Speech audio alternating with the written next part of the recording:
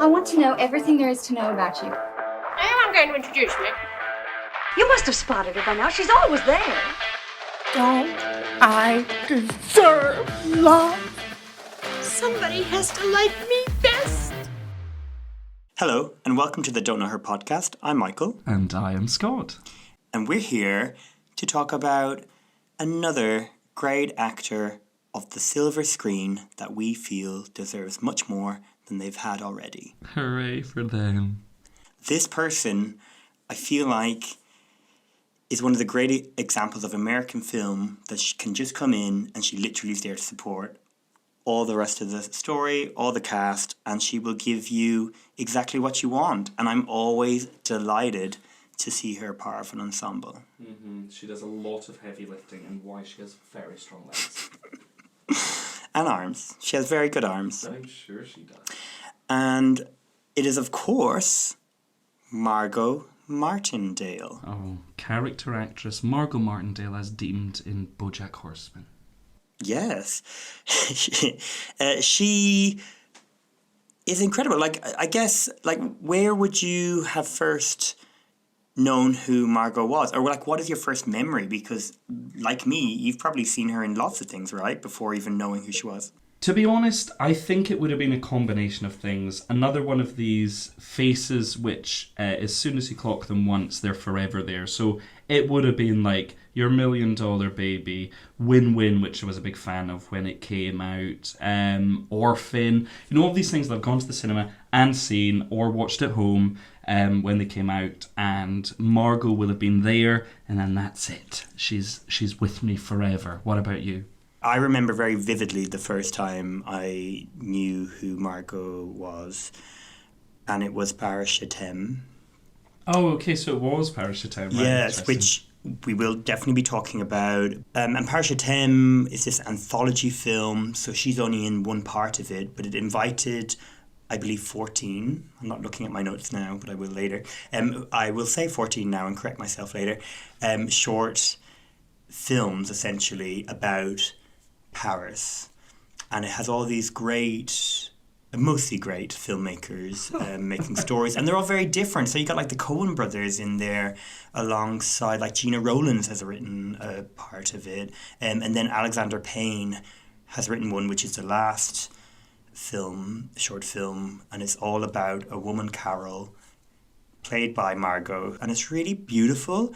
And I remember sobbing at this short film. I like Parachatem in general, but that short really got to me. But then afterwards, like reflecting on who she was, I would have known her from lots of things. Like I remember the mother in $1 Million Baby. Like I remember Margo, and that is, I mean, a world away from Carol and Parachatem, and we'll talk about $1 Million Baby, the Clint Eastwood film. But yeah, and every time she pops up, I'm just so delighted. I remember her being announced in August, Osage County, when she's been, you know, winning Emmys for Justified, The Americans. She just is always a really dependable presence. I mean, we're kidding ourselves on that it's actually just a hit TV show Smash that we know Margo from, and we'll mostly remember her for that moving forward, except Deborah Messing's Scarves being the other highlight. What do you think of what she has done and the part she's been getting, and what is possible in the future? Interesting. I think she's been given a lot of opportunities in TV. Having kind of won a handful of awards too, which is very exciting. I think she finds a lot of reward in working on television too. I think she likes the rhythm of working on TV, so I think she's very willing and open for it. I know she gets compared a lot to Anne Dowd because they look nearly the same. They look very similar. But that is also her contemporary, I would think. It's someone who is a scene stealer, mostly working in TV, but also does get a lot of roles in film.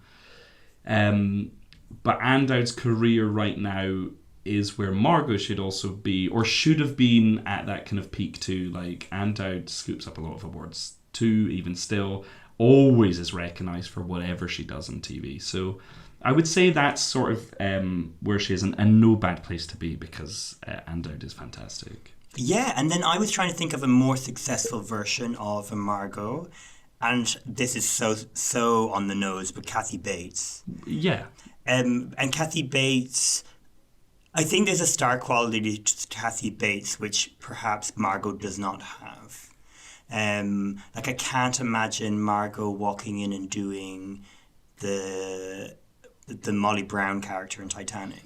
Like, no, I think you need a lot of, like, charisma and, like, all this. And maybe she could in a, like, maybe a David Lean actorly version of Titanic, but not the blockbuster James Cameron. That makes sense. So, but I do think, I mean, it doesn't surprise me that they would be seen for the same parts and that they would be giving something slightly different, but Kathy Bates would be giving you the box office or the attraction to a larger audience. So it is interesting because I think she is as talented as someone like Kathy Bates. Yeah, I don't think that's unfair at all. And I love Kathy Bates. That's just meant as love for everybody. But yeah, there's a whole line of people. Like, I just love these American character actors that come in, feel really dependable. Like, I'm just so delighted. And when they get a good part in a film, I'm thinking of, like, Lois Smith, say, or Stephen McKinley Henderson in Lady Bird. You know, they have these little moments and you're like, they're wonderful. Yeah. And I put Margo in that whenever she does have a moment. Yeah, she's really heartfelt. Anyway, I have just, because of maybe the Parashitem nostalgia, have such a soft spot for her. Good, as you should. But let's go, before we go into the films, as usual, let me just give a little rundown of our dear Margo. It'll surprise absolutely no one to know that she was born in Texas of the USA in July 1951. So she'll be having a birthday very shortly. Same. I'm sorry, say that again. Same. Yes, I mean, you keep telling everybody, but I don't know what you expect on this podcast. So back to Margo, which is what we're here for, Scott. Her father owned and ran a lumber company, and he was a champion dog handler. Me too. I don't know if those, just because your taste in men is bad. Oh, stop it! That is very coarse and cruel. Margo, when she was in school, was a golfer, cheerleader, and actor, and was crowned football sweetheart and Miss Jacksonville High School. Ooh! And that was in 1969. She went on to study at the Lon Morris College before transferring to the University of Michigan, where she also attended summer courses at Harvard, appearing on the stage with Jonathan Frakes from Star Trek, the other commander that wasn't Luke Picard. I only watched one of the Star Treks. I'm just nodding. Anyway, you'd know him to see. And and Christopher Reeve. So very interesting company there. Yeah. What a time to be a young student with those handsome fellows. So in the 1980s, her acting started properly and professionally, where she did 4 years at the Actors Theatre in Louisville, Kentucky, where she became friends with Kathy Bates. Stop it. Yeah. Of course they're friends. That's a Sex and the City, like, luncheon sort of vibe I want to do. Lovely. And her debut in TV was in 1988's The Child Saver. And her film debut came in 1990 with the Nicole Kidman classic Days of Thunder. Oh. She has worked an awful lot since then, so I've kind of struggled to condense this, but I'll give a very brief overview, and starting with her TV, because as you said earlier, it's her TV career that's kind of given her access to more film roles, or larger film roles perhaps, and so her TV highlights include Smash.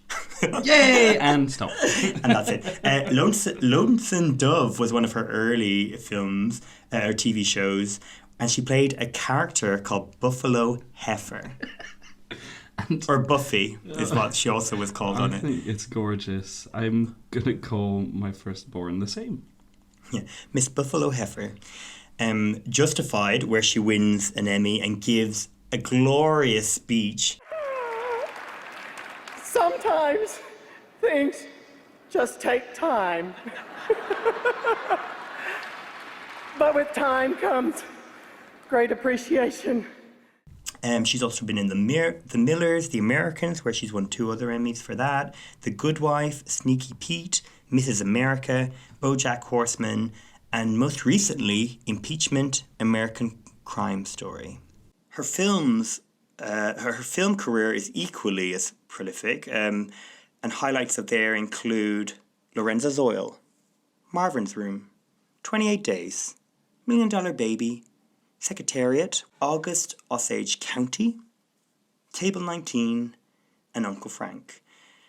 And she does have a potentially exciting film on the horizon called Cocaine Bear, which is a Elizabeth Banks directed thriller film.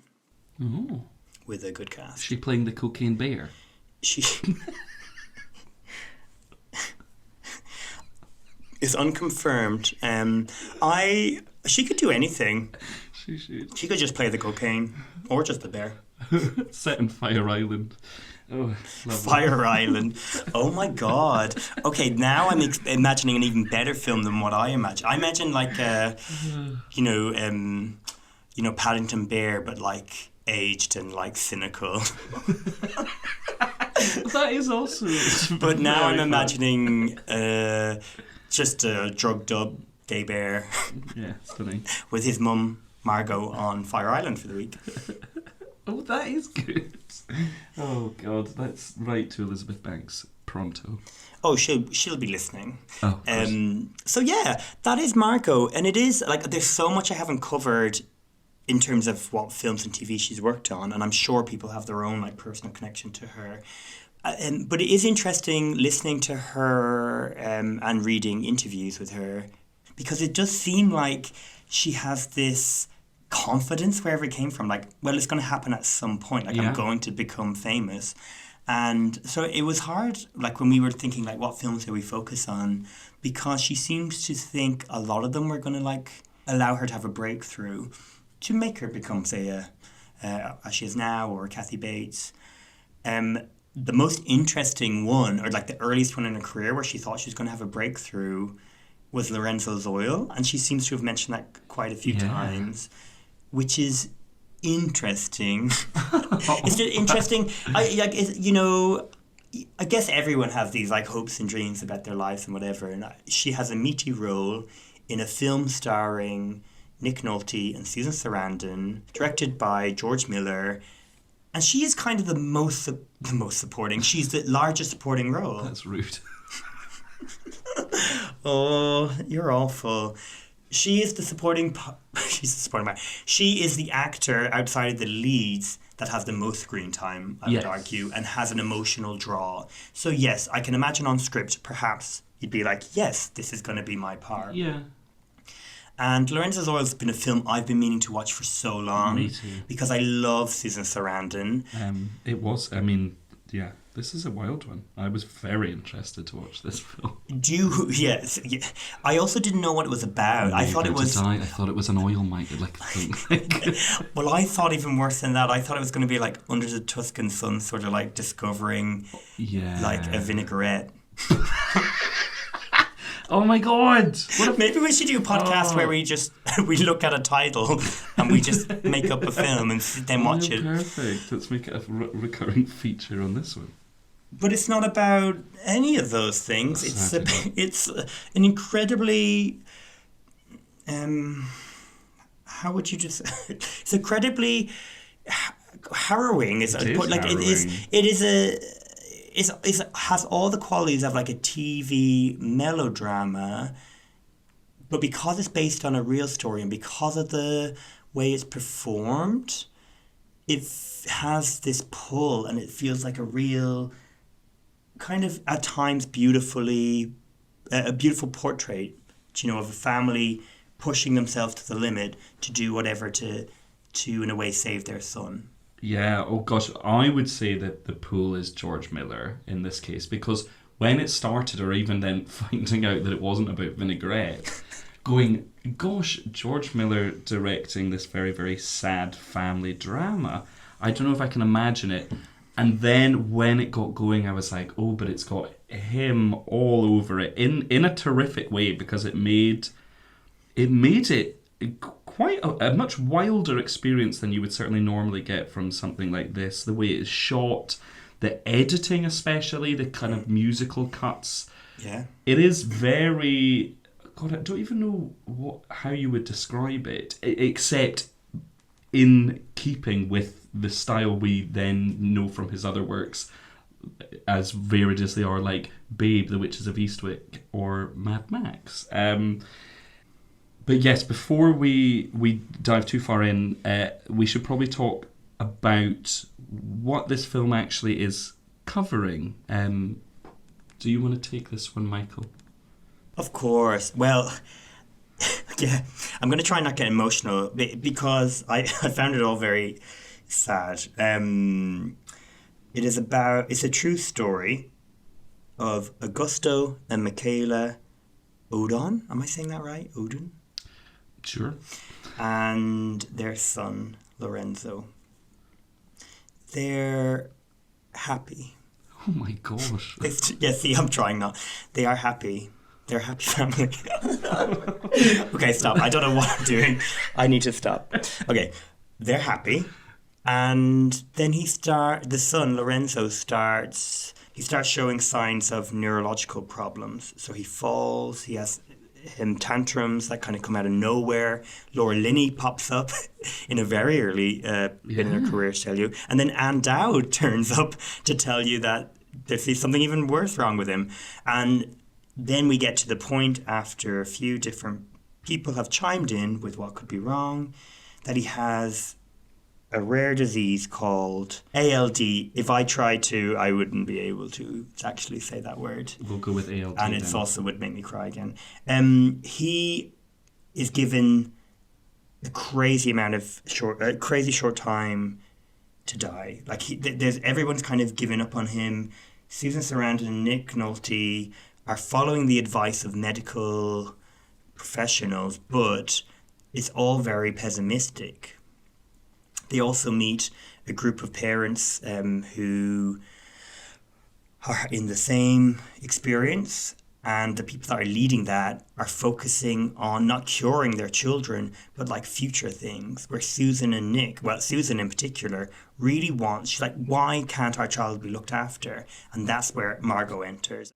Our son has complied with this diet, and yet his levels of saturated C24 and C26 have risen for 2 months in a row. That's exactly what's happened to Jaybird. Well, perhaps before we talk about publishing cookbooks, we should ask ourselves if the diet is working at all. Shouldn't we? Damn right we should.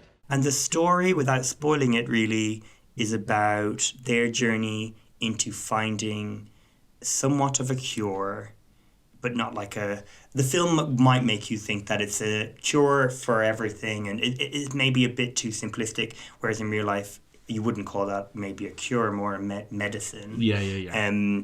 But they find this oil, which they call Lorenzo's oil, after their son, that does improve him significantly in his illness, and it is heart-wrenching to go through this experience. And really, Susan Sarandon's performance is what really drives the film for me. I know what you're saying about George Miller, but if someone wasn't there kind of so determined and like such a fighter, for sure, I think it maybe wouldn't be, like, she's perfect in this sort of part. This is why I love Susan Sarandon, is for playing these strong women with very strong morals and strong identity, and really going hell for leather with what she wants.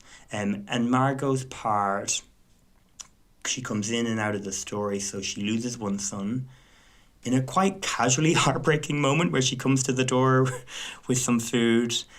You don't remember me. Wendy Gimbel. Foundation Family Conference. I yell louder than you. Yes, of course. You have 2 boys. Well, we lost Jaybird, but Jake here is fine. And then her other son shows symptoms of ALD too. So she's part of their experiment. She's supporting them in a world where there's not many people supporting them. It is a nice part. The film, in some ways, because I agree with exactly what you're saying about George Miller, and I'm so glad I watched it. It feels very much of early 90s sort of film. It is, the content is like a televisual thing. Thank God for George Miller elevates it. And I don't know who I'd recommend it to, because also it has aged in terms of Lorenzo's oil isn't as effective as the film makes you believe at the end of the film. Sure. So there's a lot of if you've gone on such an emotional journey, and at the end you're like, oh, but they've discovered this thing. You're like, oh, but that thing is very specific, and of course medicine would move on from then. But yeah, so I really enjoyed it. And also it's interesting because Alexander Payne cast her, or auditioned her for About Schmidt, and then cast her in Parashitem just because of Lorenzo's oil. So clearly people were watching it and it was a good, card for her. But still I understand why she didn't like the film, or her didn't like The World of Flame. Yeah. It's an incredibly unusual film. It's really playing into the specifics of this disease, which I respect because it's giving it the time. But it does make for the intensity of what is going on even more difficult to bear than it would be if it was handled in a more kind of la-di-da gentle way. But respect for George Miller kind of leaning into that. But there is this discussion of what it does in the body and fat and cells, and they are talking about fat and cells for minutes and minutes whilst they look on, obviously so concerned, and it's like, oh gosh, this is going to be heavy going. But it is handled very well, and yeah, Sarandon is amazing with her flame red hair as well. I love the colour of her hair in this. Oh, yeah, this, I feel like, honestly, I know this very typical gay thing to say, but women with red hair just get to me. But yeah, I loved her. Yeah, it's worth it. I think it's really worth it for Miller completists. It is quite televisual, but it is elevated by this quite out there approach to this sort of story. It is long. I think it feels long because it becomes very much a bedside film for, I would say, 2/3 of the running time. And to watch Nick Nolte... smoking mountains of cigarettes. Literally, you see the mountain of cigarettes outside, and then him just, you're like, we wonder why your voice went so like this. And we have to be reminded he's Italian. Oh my God, his accent in this film, holy shit. I never even necessarily picked up on it straight away, and as it went on, I was like, what is this? Yes, Nick Nolte very much going for it in this film, but for George Miller completists, Susan Sarandon completists, and Margo Martindale completists, it is definitely worth it. Yeah, and then when you think about the flip side of this sort of friendly neighbour, $1 Million Baby is the film which I'm really glad we added to, talking about her, because she's playing literally the flip side. This nasty mother, the most unpleasant woman you might ever meet. And there's nothing redeeming about her. But her part in $1 Million Baby, the Clint Eastwood film, is so important because... So $1 Million Baby really follows the story. Well, first you have Clint Eastwood's character wanting to, who's reflecting on his life and in boxing and everything. And then he meets this amazing new star of boxing, Hilary Swank, which he calls Makushla, which is God, what does it mean? The champion, I think? Big my mouth. champion? Big mouth. Big mouth. Leave. I'm not talking about Hilary Swank in a negative way with you. So Big Mouth Swank. Jokes. Okay. Hilary Swank, she becomes a star, but her family, which we know from Margo, thinks down on her. Basically she buys her a house. It's all yours, Mama. For you and Mardale and the kids. Miriam, you bought this for me? Yeah, all yours, free and clear. Darling. There's no fridge, no stove, neither. They'll be here for you, move in. How much money this cost You never mind that. Well, you shouldn't have done this. You need a decent place. You shouldn't have done it. You should have asked me first. Darling, government's gonna find out about this house. They're gonna stop my welfare. Oh, no, they ain't. Yeah, they are. You're fine. You're working, but I can't live without my welfare. Mama, I send you money. What about my medicine? Medicaid gonna cut me off. How am I supposed to get my medicine? I'll send you more money. It's just like oozing out of this woman. She's so like nasty. And then and I remember this so much. I remember seeing this film with my dad in the cinema. And before I go into this, anyone that's not seen $1 Million Baby, firstly I'd recommend, and I am intrigued to hear what your thoughts are on it, but skip the next like 4 minutes. But Hilary Swank, something bad has happened to her. She's hurt herself. And she will not be able to box again, is kind of the less spoilery version of it. Yeah. Margo comes in to take money, basically to secure her wealth. Read it to me, Mama. It's just something legal to protect your money. Mama, you don't have to worry. The boxing commission's paying for all this, everything. What if they don't marry him? Mr. Johnson says they can take my house. If you assign your assets to your mother, no one will be able to touch them. No doctors, no funeral expenses? Nothing. Yeah, look, why don't you just leave it, and then I'll just read it to her later on. Mr. John, with respect, this ain't your business. You've been a good daughter, Mary Ann. You sign that paper, it'll take care of your family the way your daddy would have wanted you to. And Hilary, and this is why I think it's so important, like Hilary Swank at this point is suddenly like, no, you're not my family, Clint Eastwood is. And again, I don't know, this is the most part, but you know, like that's such a wonderful moment in film, like because Clint is quite lovely in it, for whatever reason you think, he is doing a very good job, and Hilary Swank is, and Morgan Freeman, but you're like, yes, she's choosing her chosen family over these people that will only literally swindle her. Yeah. So Margo is perfect in that.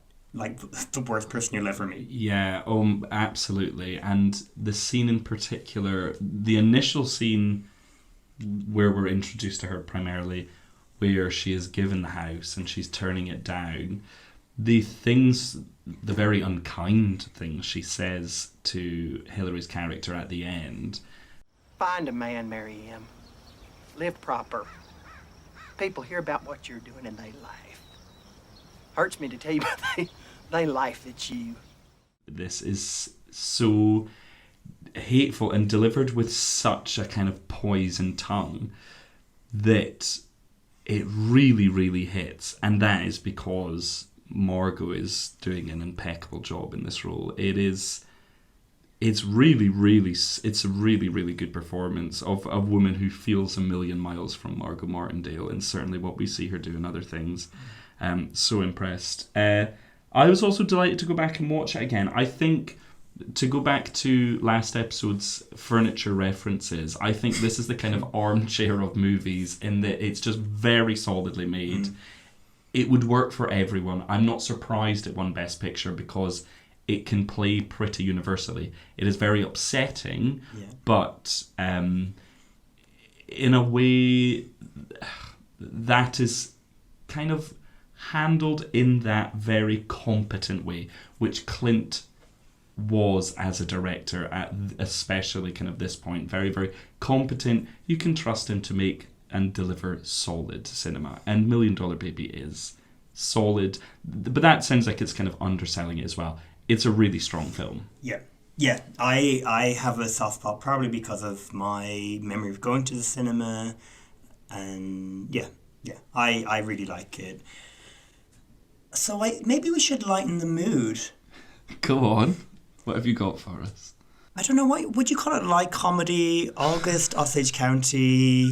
There's suicide, there's affairs, there's pedophilia, there's incest, you name it. Tracy Letts has probably put it in there. Yeah. Celebrated play, Deservedly so. Tracy has adapted the script himself. John Wells is directing. And it has a cast of... Everyone. Well, like the most surprising. So, I mean, I remember seeing it when it first came out. Of course, I mean, how could anyone that loves actors not want to go see this film? Yeah, I was there opening night for this one. Meryl Streep, Julia Roberts. My memory, I forgot that Ewan McGregor was in it. I forgot that Juliette Lewis was in it. I forgot that Chris Cooper, Benedict Cumberbatch, like I forgot all these characters, or these actors were in it. And I guess because of the structure of it, it's not surprising because there's so much to chew on for all these actors that some will have to get lost. Sure. I mean... There's only so much material you can cram into a 2.5-hour film for that many high caliber film stars, basically. Terrific, but this is how celebrated and hot like this play was. Like, so, you know, you could have anybody. It feels like they could have had anybody in it. And the story follows the disappearance of the patriarch of the family, played by Sam Shepard. Very briefly, I should say. Oh, should I say that? No, I shouldn't. Spoiler! Oh, I think that's fine. I mean, that's literally what the film is about. Well, so yes, no, sorry, guys. And Meryl Streep is his wife, and their child, Julianne Nicholson, is there.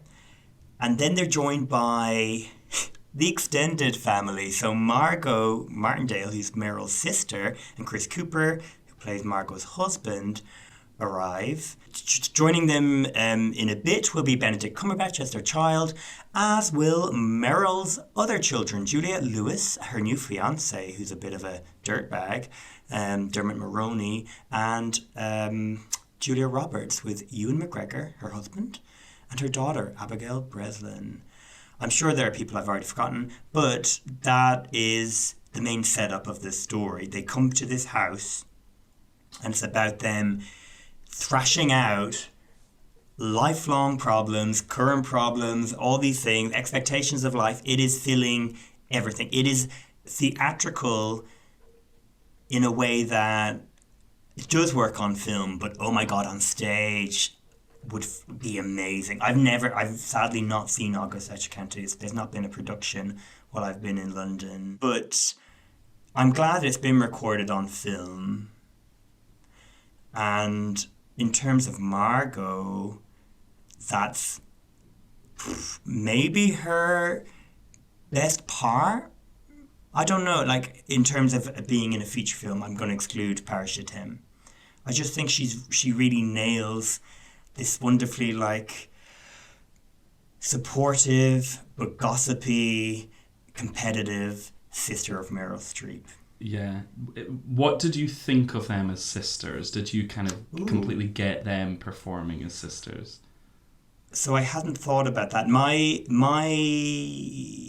instant reaction would be actually no. Interesting. So the film, and I know you feel differently perhaps, I think the film is a bit jagged because it's just a bit bland in terms of how it's captured.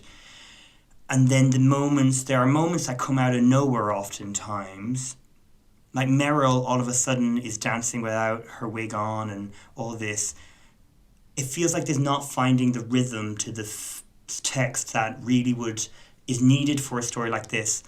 Having said all of that, there is a moment in it which I think is one of the best acted scenes in any film, which is around a dinner table. And when you read about how they rehearsed it and everything, it's clear why. It's because all they needed the actors to do was turn up.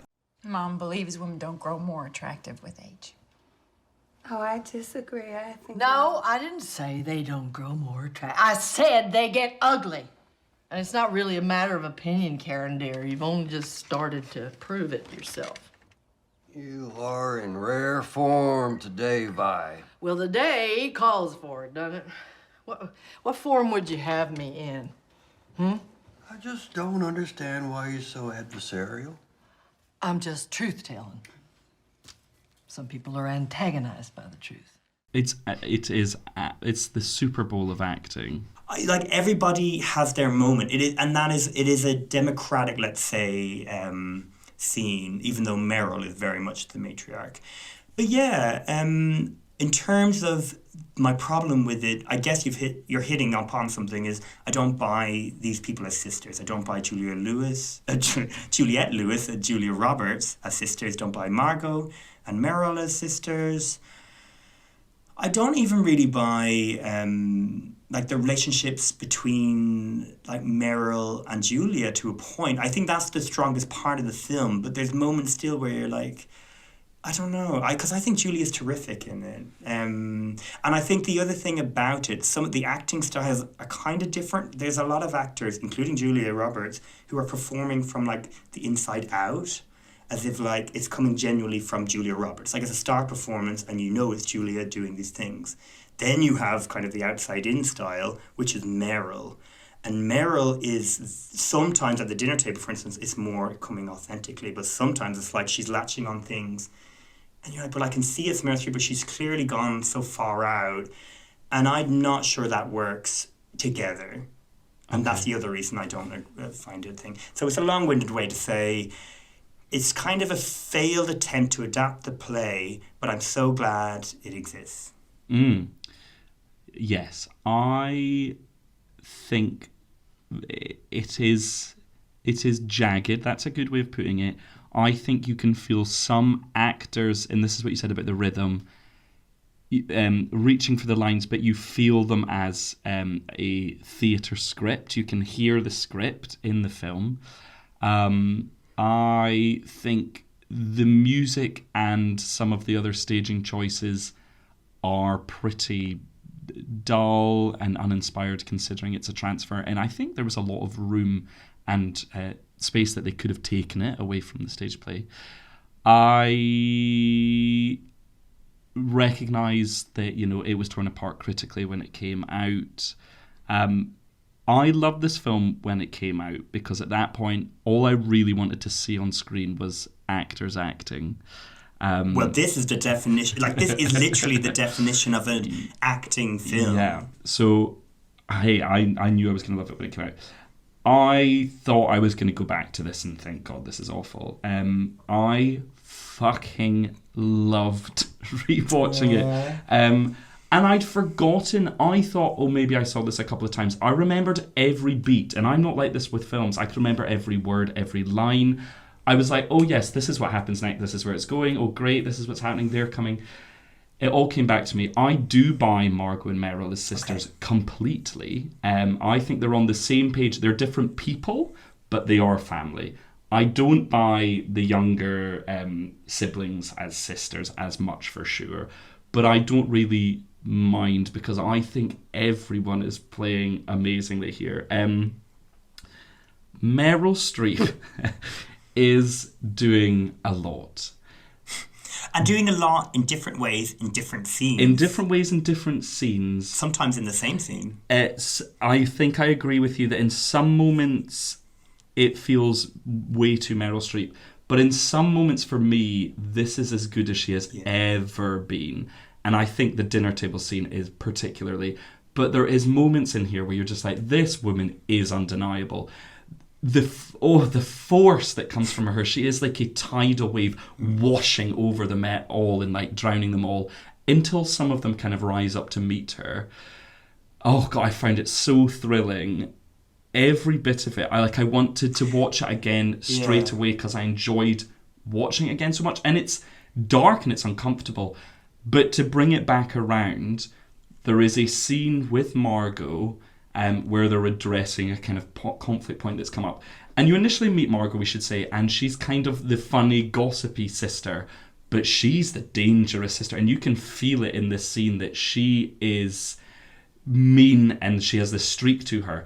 But there's this moment where you realise that she's being undermined, and she always has been undermined. And she says, like, maybe it's hard for you to believe looking at me, knowing me the way you do all these years. I mean, I know to you I'm just your old fat Aunt Mattie Faye. I'm more than that, sweetheart. There's more to me than that. And it is incredibly powerful. Like, it knocked my socks off. Like, this is, for me, Margo, as the best we've ever seen her on film, for sure. The thing about it is Tracy Letts has created these very multi-dimensional characters and has cast, I mean, there's actors from all sorts. So Margo, you know, has done lots on stage, is very well able to come in and do it. She is... Because you say undermined, and this is what's interesting. In my mind, I'd say she's also one of the chief people behind everything.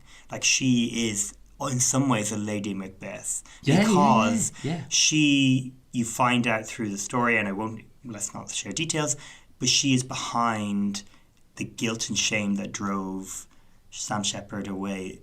And also, you can argue, led to Meryl's character, addiction to medicinal support to drugs. And she also won't get her hands dirty because she asked Julia Roberts' character to sort out this mess. It's a really powerful moment. And I wish... You know, if the film had been really... Say the film stayed as it was, because it was a Weinstein film, there is a world, if Weinstein was at really the height of his powers, which he wasn't at this point, he could have got it, nominated in many categories. I could imagine her joining Julia Roberts as an Oscar nominee for supporting actress in this film. Then it becomes a bigger problem because Juliette Lewis actually gives and Julianne Nicholson. But because she's I can't imagine anyone pulling that off. Even though I love Julianne Nicholson and also absolutely love her in, oh my God, what was that cave movie she did? Oh, Monos. Yeah, and Monos. And sorry, we should do Julian. I'm just calling her anything I want. There's too many Juliettes, Juliannes.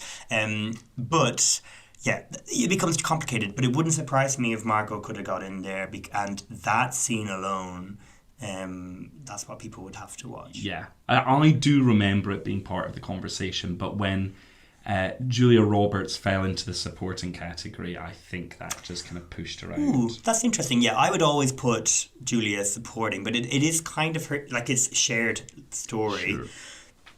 And they're all really good. They're all good. It's all great. I mean, it's hard to pick even your favorite, because I was like, oh God, what Scott asked me my favorite performance. And Benedict who do you Cumberbatch. Think's the MVP then? Who do you... Oh, I think Julianne Nicholson, because it's her, she's the heart of it in her arc to a point.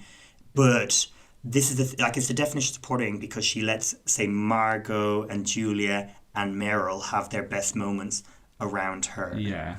So it is a hard one. That's it. I think she is the MVP for exactly that reason. But the entertainment I get watching Meryl Streep in that film is... I say eat your fish all the goddamn time. I love it. Eat the fucking fish. I'm not hungry. Eat the fish, bitch! Barbara! But interestingly, and we've left these two to the end, she has had larger parts. Yes.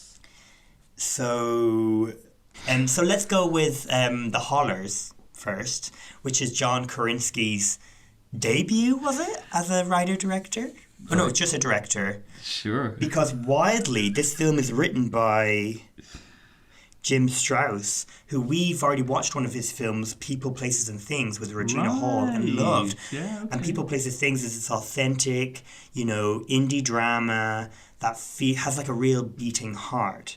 Whereas The Hollers is like an empty version of Little Miss Sunshine.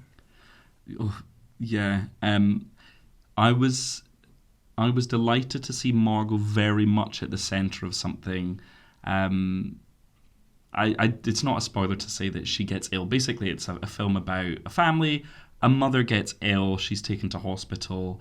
This sort of... the children who have since left come back. And the family kind of returns to be at her bedside as she goes through this illness.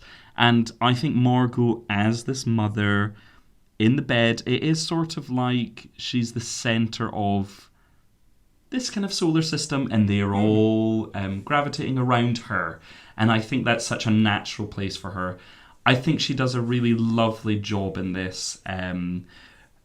But I think it's trite American indie at its worst. Yeah, this is like, so, you know, oftentimes I will hear people complain, like Little Miss Sunshine started all these like indie low-budget-esque films, but with a kind of B-list sort of cast and all this sort of thing.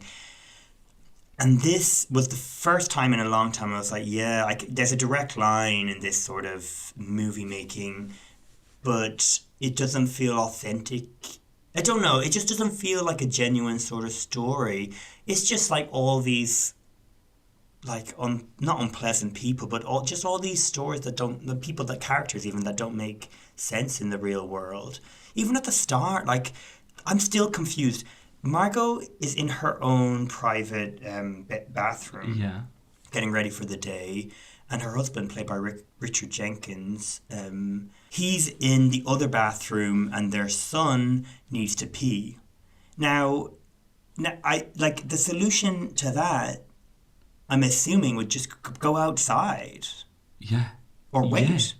Instead, he picks up, or he goes into the cupboard in the kitchen and gets something that Margo uses for orange juice and pees in that. And then Richard Jenkins finds him. And it's supposed to be this, like, so that doesn't make any sense. And that doesn't feel real. It just feels like, what could be wild, or what could be kooky? Yeah, okay. And also, what could distract you in a humorous way, even though it's not funny. And then, bang, you hear something upstairs, and Margo's on the floor because she's had a seizure, a stroke, which you find out is to do with cancer, which they then discover. And then you're supposed to be, so, like, they're trying to balance all these tones, and it just doesn't work, and it's not realistic. It just doesn't feel real. And the film just continues down that road. Have you been smoking? No. You smell like an ashtray. I don't know what John, don't lie to your mother. She almost died today. What? She didn't almost die. It's not what the doctor said. He wasn't a doctor. He was a nurse. We haven't seen the doctor yet. And you're scaring Mom. I'm not scared. I just don't want John dying of lung cancer. I only had one, so... Well, don't have another one. You're going to be a father soon.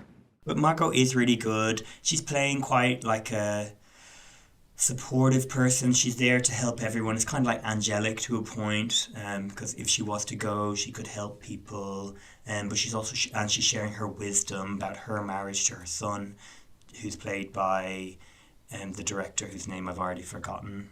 The guy, John Krasinski, Mr. Emily Blunt, who's also is struggling with wanting to marry Anna Kendrick, even though she's heavily pregnant and they're engaged. He's a bit of he's a toxic man that has so little character to him that it's hard to dislike, but it's also like, you're a knob. Yeah. He's bland, but a knob. So yeah, there's not much really to say there. It's not surprising I'd never heard of it, or I don't think it had much imprint. But yeah, it's good that she's getting these parts.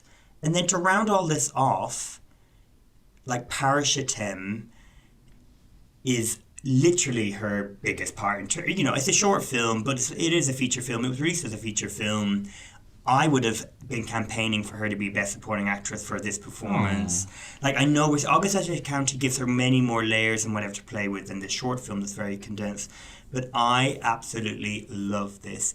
This is at a time where Alexander Payne was so good at, like, hitting upon something about, like, Americanness, and particularly a certain type of America, like middle to lower class, ignorant sort of thing, and making a humor out of it, and characters going on existentialist sort of journeys.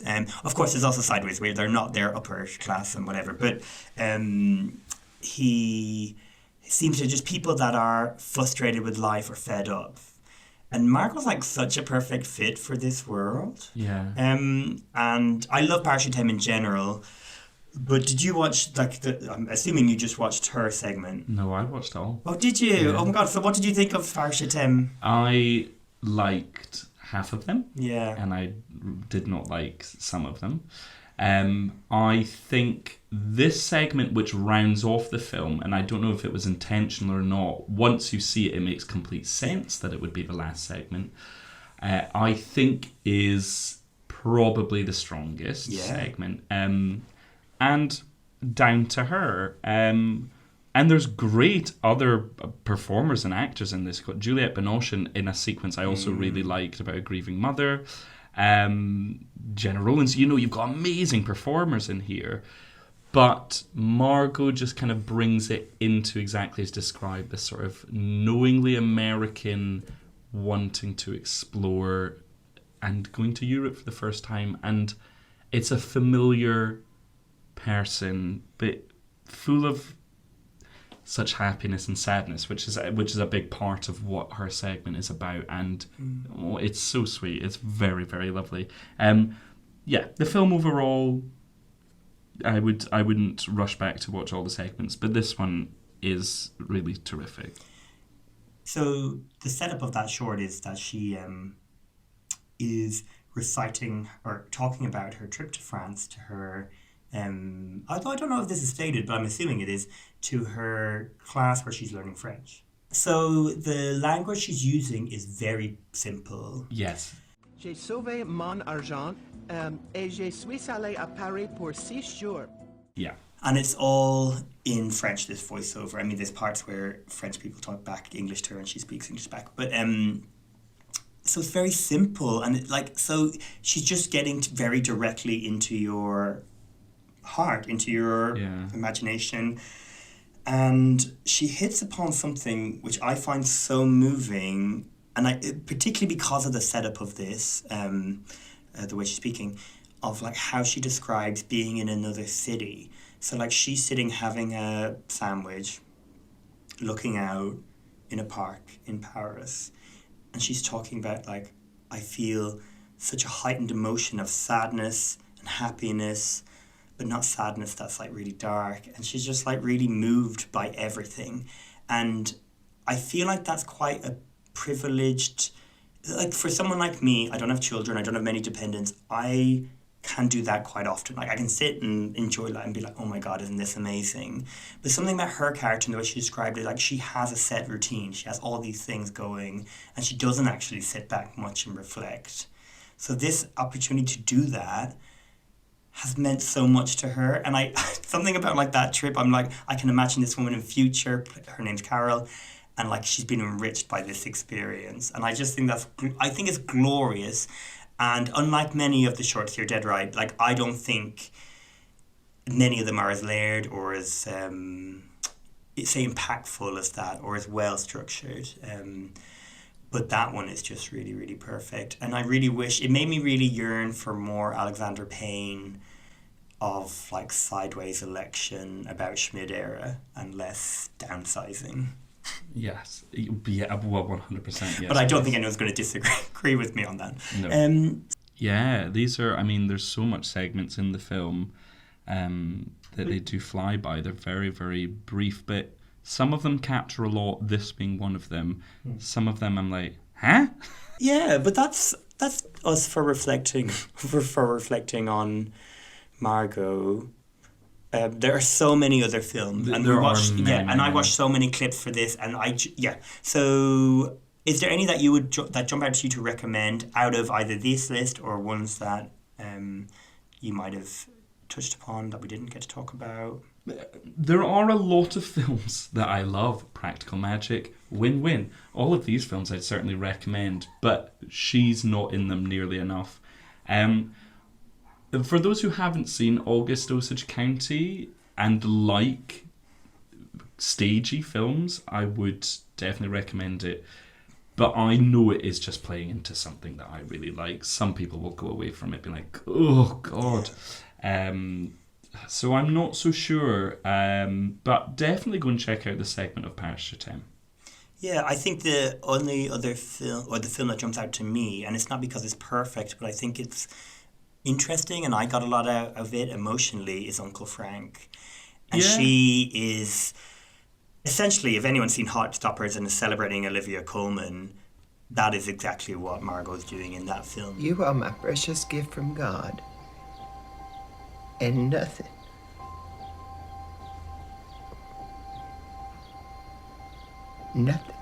will ever change that. So it's a tiny part for her, but I just think it's an interesting film. Sadly falls into a lot of tropes of sad gays, but, Can't always be happy, I guess. But I like it a lot. I really like that movie. Good. Okay, that is a good shout, actually. I like that. So yeah, and now you're going to quiz me on And Out. No. Thank God. Or the Buffalo Heifer. No, I'm going to quiz you on Margo. Well, I have swallowed up a bit, so hopefully I'll do all right. Oh, good. Well, you would need to, especially for this game. Although before we hop into it, we have to think of which Margo prize you'd like. It's going to have to be a dinner date with the August Osage County law. I will wear my bulletproof vest. I'll eat my fish, as Julia tells me. And yeah, I can't wait. Gorgeous. Okay, well, presuming you do well, you can have just that. And maybe they can also be out of character. So you're probably more likely, I assume, to have a good time. Okay, so first up, this is truly the dumbest round I've ever come up with. But as soon as it popped into my head in a very annoying way, I couldn't shed it. So I call this round Margo or Fargo. So I have some quotes and you're just going to tell me, and purely based on the rhyme, but we've done it now anyway, if this is a line spoken by Margo Martindale or a line spoken in the film Fargo. Are you ready? Yeah, I'm dead ready. Okay, first up. Liberace, better get yourself together. We have to get home and take care of those damn dogs. They've probably eaten the drapes by now. We're talking about Fargo, the film or the TV series? Just the film. Liberace. See, that is Fargo, right?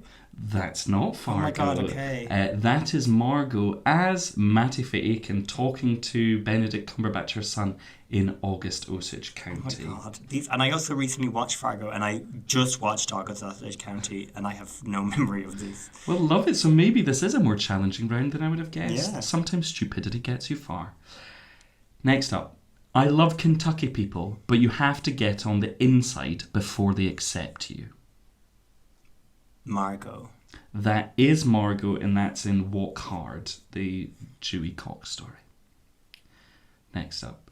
There's more to life than a little money, you know, and here you are, and it's a beautiful day. Well, talking about like final moments that are emotion, whatever, that is Frances McDormand in Fargo. That is a fabulous ending, wonderful performance. And this one. I'm sorry, I was too convincing. Oh, if only I wasn't so good at acting. Okay, that is something I know well, and it must be Margo.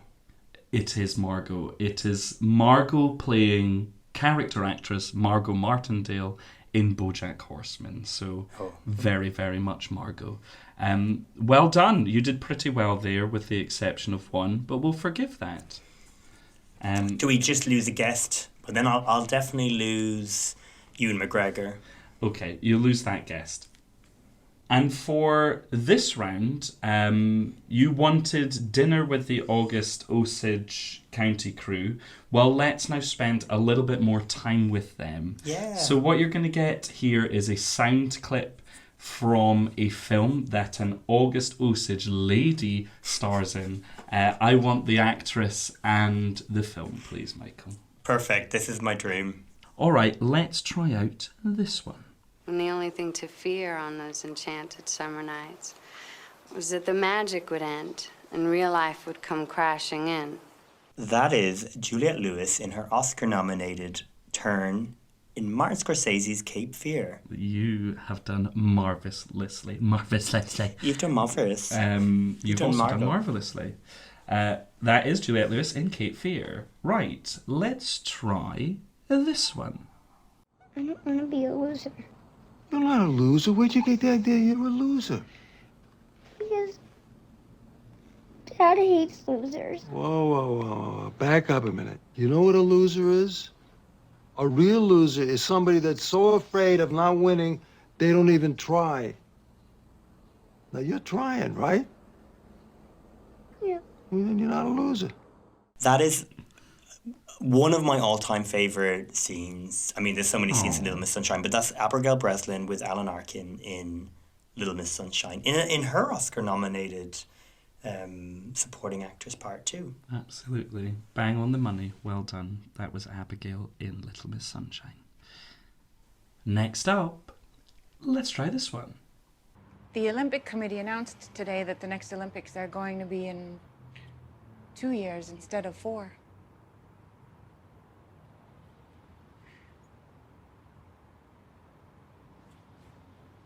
No heavy metal? Lose the blue nail polish? I had totally forgot that this person was in I, Tonya. That's Julianne Nicholson. It is Julianne Nicholson in I, Tonya. I mean, she is so great, and I'm really hoping for more from her. But maybe we're going to be in luck because off the back of her Emmy win for Mayor of Easttown. So yeah. She's someone we should do in the podcast next. So let's not chat any more about one of our faves. We'll pause on that. But let's see then if you can make it a full house. From the time I was 9 years old, you gave me sleeping pills. That was over-the-counter medication, and I gave it to you because you couldn't give children sleep. sleeping pills. They were when not can't sleeping sleep. pills. It was store-bought, and it was perfectly safe. Now, don't blame me for your drug taking. I do not blame my mother for my misfortunes or for my drinking. Well, you don't even acknowledge that you drink. How could you possibly blame your mother for something you don't even do? Remember my 17th birthday party when you lifted your skirt up in front of all those I people, did not lift including my that guy skirt. Michael. It twirled up. That's me and you chatting a few minutes ago. Were you the Shirley MacLaine part? I'd say I'd be a toss-up. I think you are the Shirley MacLaine Well, my part. skirt has certainly tossed up or whatever. Yes, that is Meryl Streep and Shirley MacLaine in Postcards from the Edge, the Carrie Fisher, Debbie Reynolds story, as I call it. The heavenly Postcards from the Edge, Meryl Streep. Ugh, I love it so much. But well done, you got Full House. So you, sir, are getting dinner with everyone. Everyone. But not Ewan. But not Ewan. He's busy anyway. Is he? Oh, then I won't get to talk about Moulin Rouge. What a silly person to have got rid of. God, you fool. But then who else? It's hard to pick. I know, because I quite like Dermot Mulroney, you know. Oh, there's no way he's getting out of there. Not when he's as horny as he is on the film. Sauce, okay. Anyway, so Margo, as we always do, let's round it off with saying what we want for her future. Let me then take it first of all, because I reckon you're going to have a more interesting answer. When looking at a sequel, kind of looking beyond her part, I just always want a sequel to Practical Magic, and I'm pretty sure I've said that in the podcast before. But give her a bigger part, because she's like, she's a defender of the witches. She's a kind lady. She's an ally. So maybe her with a bigger part in Practical Magic too. But I think it would take away from the kind of bliss of the kind of the short story at hand here. But I would like to see more of what she's doing in Paris Chatem. Yes. Oh, I would love if Alexander Payne reflected on that short and this character of Carol and came up with something. Yeah, that's a good point. My sequel would probably be underwhelming to you, but I really like Alan Ball's writing. So Alan Ball, who wrote the script for American Beauty, 6 Feet Under, and is also behind Uncle Frank. And I think Uncle Frank has, like I was saying earlier, the first film is quite sad in terms of its depiction of being gay and homosexuality. And I just love the idea of a sequel that allows this character, Uncle Frank, with his mother, played by Margo, and the rest of the characters that are there at the end, to just have some sort of equally fun trip or something. So that's where I would go. And I feel like Alan Ball could make something great of that. Uncle Frank 2 it is. In terms then for me for a remake, I am now sort of fascinated by the Anne Dowd thing that she herself says that everyone thinks she's Anne Dowd. I think when Aunt Dowd turned up in Lorenzo's Oil, I honestly was like, fuck, I thought Margo Martindale was different. Yeah, well, you're certainly not alone. So I thought, well, why not? Let's have her thrown in there. And Ann Dowd has done some amazing performances in some really interesting films. And two that spring to my mind as ones I would love to see Margo do is Compliance, which is a deeply uncomfortable film. But, nasty movie. And it's very nasty, but Ann Dowd is amazing in it. It's... oh, God, you're like... Oh, no, I can't even that is a film... I just find it... Like, if we're talking... Sorry, well, I guess this is on topic. If we're talking about a film that's, like, showing you sexual harassment for no real reason than just, like, torture porn, that is it. But it is a torture film based on a real story. Yeah. And I find it... disgusting. Like, I actually find it disgusting, Compliance. Oh gosh, okay, well I'm sorry that I've chosen it and really triggered you, but I think it is quite a good film. It works as a horror story, yes. Yeah, no, it's deeply uncomfortable. But even if you are just watching for what Aunt Dowd is doing, it is very, very strong. But then maybe this one is going to be, I don't even actually know if you've seen this film, but also uncomfortable for different reasons. There was a film that came out last year which was far too underseen called Mass, which is about a couple of families coming together after a school shooting. And Ann Dowd, well, the whole four of them in this cast are amazing. Ann Dowd is fabulous, and I think very much Ann Dowd being Ann Dowd. So I don't know that I would recast it, but I could see Margo bringing actually a different shade, and this is where they can be very different performers, even if they look similar. And I would like to see her take on a role like this, where it is complex and it asks for a lot, because this film asks for a lot of these four performers. So I think these films specifically, because they do command a lot, or things that are similar, perhaps not to Compliance, because you're looking real upset right now, would be interesting to me anyway. Yeah, does Aunt Dowd make nice films? I mean, I realise now we're never doing Aunt Dowd for the podcast because I would refuse to talk about Compliance. We'll never leave the house again. Mine is a remake I don't want to see, but I would love to see Margo in the part, and it's Annie Wilkes in Misery. Oh, good shout. Yeah, okay. So anyone that has seen Justified will know that Margo is not afraid of violence. And she could easily be this crazed fangirl of a novelist who happens to have a car accident as he's driving. I don't know if I remember where he's driving. He's driving with his last manuscript, isn't it? Of his last book. Yeah. Or the only manuscript of his last book. And Annie Wilkes imprisons him, breaks his legs and whatever, until he does as he says. Yeah, I'd love to see her chew off that sort of role. I mean, an Oscar-winning role for Kathy Bates, deservedly so, and wouldn't really want to see it recast or redone. But yeah, I'd love to see her. Yeah, and like you said, in Justified, we see her hammering the digits on a person, so not completely unlike what we get from Miss Kathy Bates in Misery. Great choice. Finally, for a pairing I'd really like to see, it's kind of a twofold thing. So I'm gone for a fellow Texan in Richard Linklater.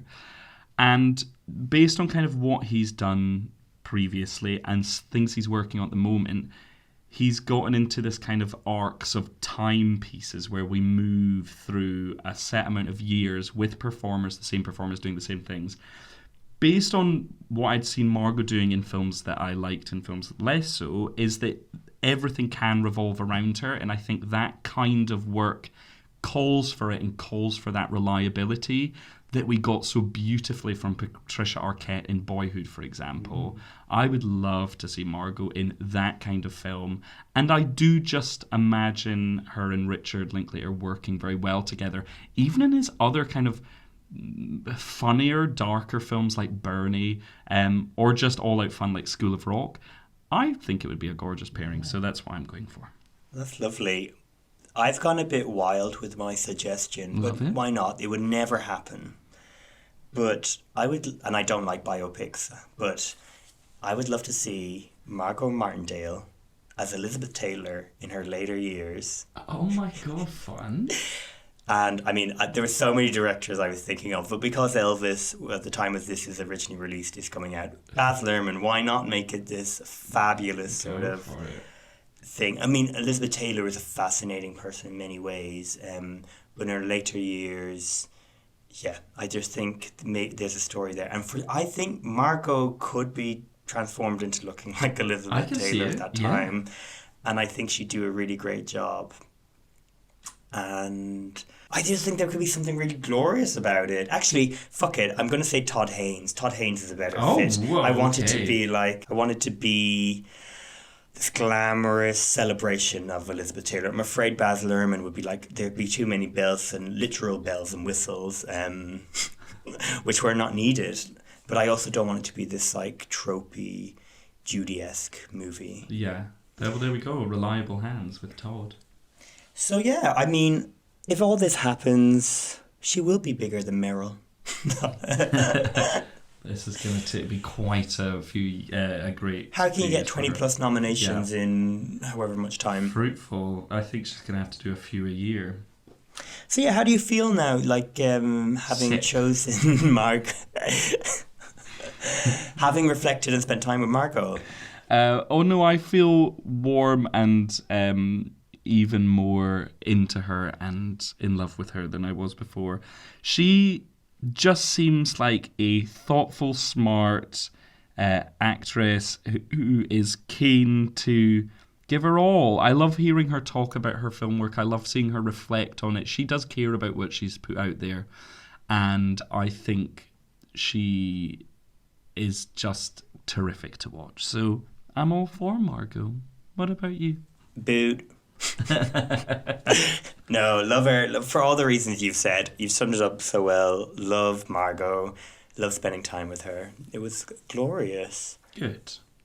And where can people find us if they want to see all the things we're going to be sharing about Margot over the next 2 weeks or so? Oh, of course. So come, please join us on the continuation of our Margot journey and the journey with all of the other performers we talk about on the social medias. You can find us on Instagram or Twitter at don'tknowher_pod, or if you fancy dropping an email perchance, please do that as well. You can get us at don'tknowherpod@gmail.com. Yes, please do also rate and review us and whatever, if you can do that, wherever you listen to podcasts. Also, if you want to buy us a coffee or a drink, you can now do that. We've set that up and you'll find that link on our social media channels. And yeah, thank you everybody for listening. And thank you, Scott, for joining me as always. Pleasure. Always a pleasure. And next time we have a very exciting departure, adventure type excitement for you. Sorry, I said excitement twice. Next time we have something slightly different, but I think very exciting. Yeah. So yeah, please do subscribe to make sure you are the first to know. Can't wait. It's going to be an exciting detour. So we will see you all then. Bye. Bye-bye.